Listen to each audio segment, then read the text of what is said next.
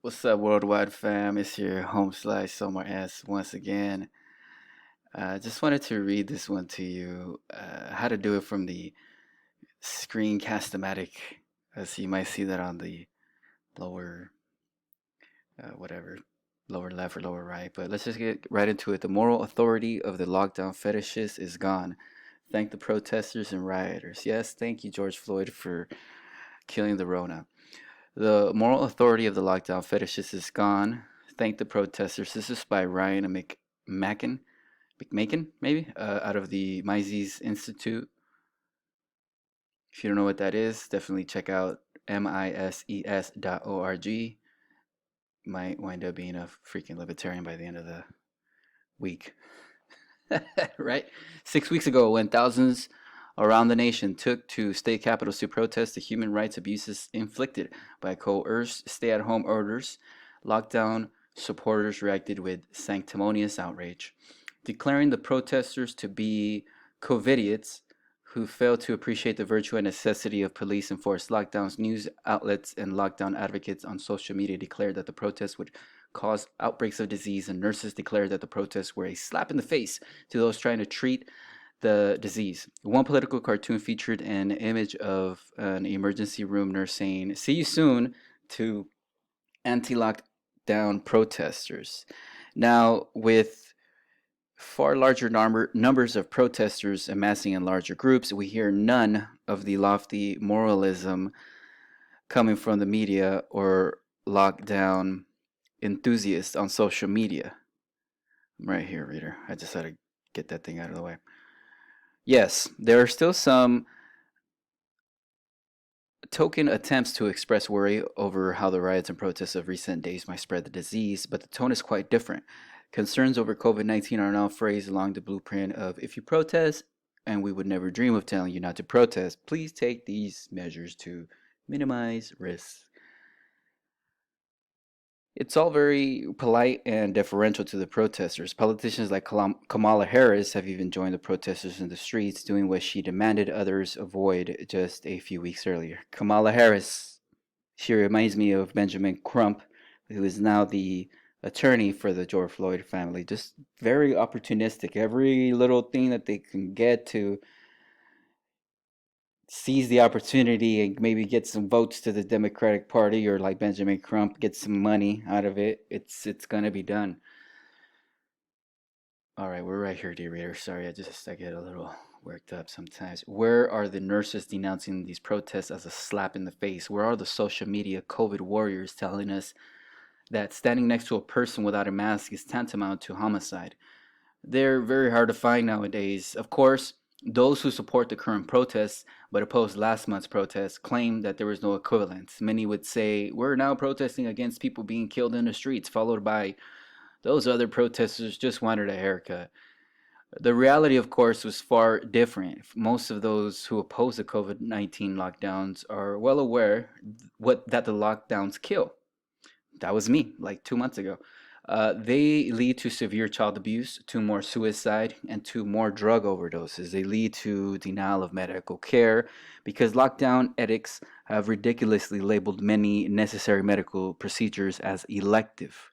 Lockdowns have rendered tens of millions of Americans unemployed while robbing people of their social support from family and community groups. Lockdowns increase police abuse and harassment of innocent people who are guilty of no crime but leaving their homes or trying to earn a living. Lockdown advocates, however, declared all of this to be worth it and demanded that their ideological components to shut up and stay home. Lockdowns for thee, but not for me. But now, the current spate of protests and riots have made it clear that lockdowns and social distancing are all very optional so long as the protesters are favored by a left-wing narrative. Again, let's read that. Lockdowns for thee, but not for me. But now the current state of protests and riots have made it clear that the lockdowns and social distancing are all very optional so long as the protesters are favored by a left wing narrative. While the pro lockdown anti lockdown conflict can't be defined by any neat left right divide, it is nonetheless largely true that the most enthusiastic advocates of COVID lockdowns are found on the left side of the spectrum. And that's why things have now gotten so interesting.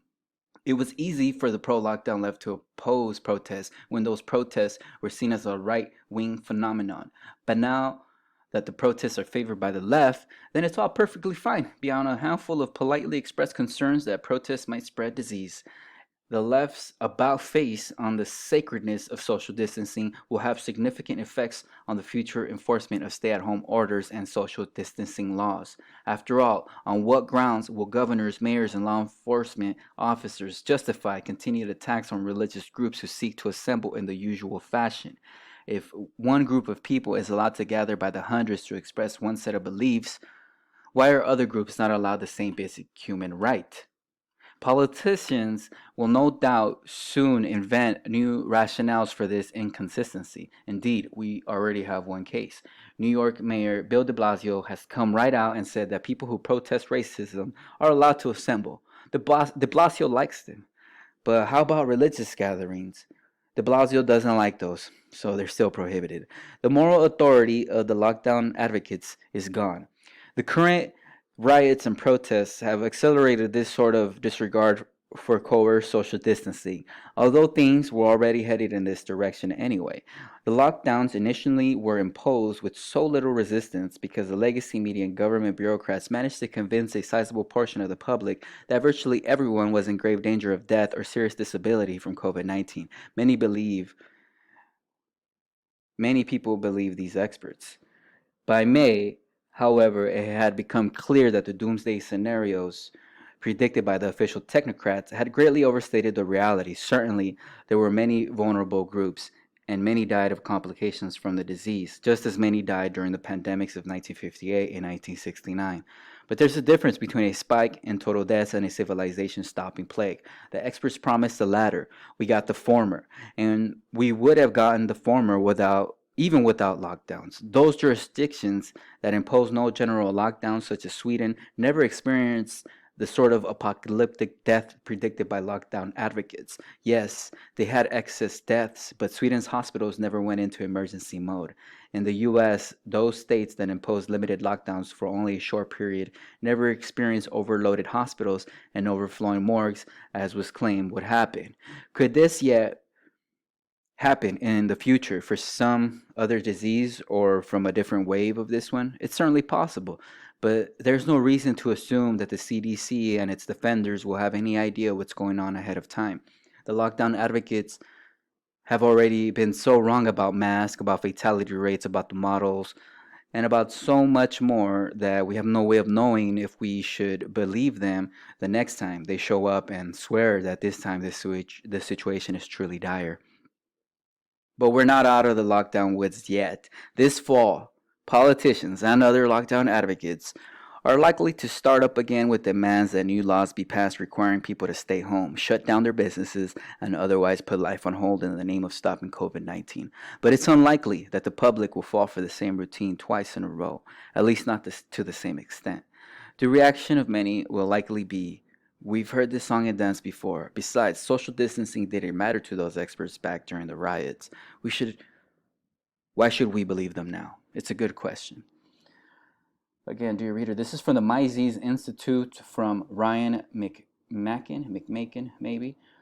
The moral authority of the lockdown fetishist is gone. Thank the protesters and the rioters. Thank you, George Floyd, for killing the Rona. Let me know what you think in the comment section below. Thank you again for tuning in. Like, subscribe, share. If you don't like it, if you don't like what I said, let me know in the comment section. It's a free country. I'm not going to ban you. I'm not going to, only if you cuss, because YouTube is a dirtbag like that. They don't let us do it. But on library, whatever you want to say, just let me know. If it's racist, if I don't care. I just, I want you to be free to express what you think about this. It's all good if you don't agree with me or if you agree with me. You feel me? All right, fam. We'll be back with more. Thank you again. This is Omar S for YouTube and for the West Coast Wave on Library.